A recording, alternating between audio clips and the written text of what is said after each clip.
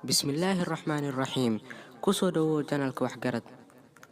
Fadlan haddaad nagu cusub tahay channelka subscribe dheh. Maanta waxaa idiin soo jeedin doonaa ama aan idiin hayaa 7 dhismo ama 7 guri ee ugu yaabka badan dunida. Aan ku bilaabo number 1. Guriga labada dhagax. Gurigan ayaa waxa uu u dhisan yahay sida laba dhagax, midna yaalo geeska midig, midna yaalo geeska bidix. Gurigan waxaa la dhameystiray 1974, wuxuuna ku yaalaa dalka Talyaaniga. Inta badan gurigan waxaa la tagaa xilliyada qaboobaha, waxaana la sheegay inuu yahay guri wax walba ay u dhameystiran yihiin haddii la dhaho meelo lagu nasto iyo sidoo kale meelo lagu dawaashaba. Number 2. Gurigii kabaha jacaylka. Gurigan oo u dhisan sida kabaha ay xirtaan ragga waxaa la dhisay 1940, wuxuuna ku yaalaa magaalada Maqloheezi. Guriga kabihii jacaylka waa guri dadka degan ay aad ula dhaceen. Waxaa la sheegay in inta badan ay xaysiis ku sameystaan dadka kabaha ka ganacsada. Number 3. Gurigii farshaxanka. Gurigan waxaa ku nool famil iyo labadooda caruur. Waxaa gurigan u soo dalxiis tagta inta badan arday wax ka kala barata daafaha caalamka. Gurigan waxa uu ku yaalaa dalka Mexico, isagoo la sheegay in fakarka sameyntiisu uu lahaa nin u dhashay Mexico. Gurigan waxa uu ka samaysan yahay waxyaabo organic ah oo badda laga soo saaray. Number 4. Gurigii kala gediska.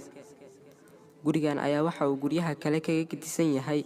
Madaxiisa ayaa waxa uu jiraa hoos, meeshii dhulka ahaydna waxay jirtaa kor.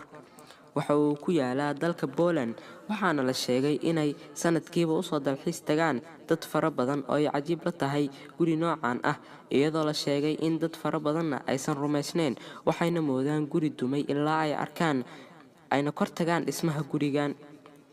Dhismaha gurigan waxa uu qaatay ilaa 114 maalmood. Number 5. Guriga diyaaradda. Gurigan waxaa loo sameeyay sida diyaaradda oo kale, waxa uuna ka kooban yahay in ka badan 50 qol. Waa loo soo dalxiis tagaa iyadoo habeenkii lagu seexdo ilaa lacag gaaraysa ilaa $2,000 Mareykanka ah. Guriga diyaaradda waa guri ay u dhameystiran yihiin dhammaan agabkiisa. Markii aad rabto inaad fuusho jaraanjarta gurigan, waxaa lagu furayaa remote. Number 6. Gurigii noloshu waa safar. Gurigan waxa uu u samaysan yahay sida gaariga oo kale, nin ayaana u dhistay xaaskiisa iyo caruurtiisa. Waxa uuna sheegay in dhisidda gurigan ay qaadatay muddo waqti aad u dheer.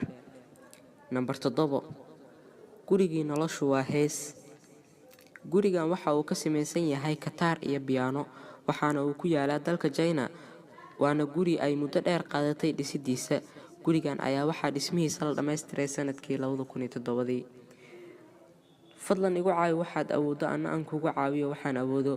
Waad awooddaa inaad channelka subscribe dhahdo. Haddaad ka heshay videogan aad like siiso, anna waan kugu caawin doonaa Instagram-kayga insha Allah. Aad ayaad u mahadsantihiin.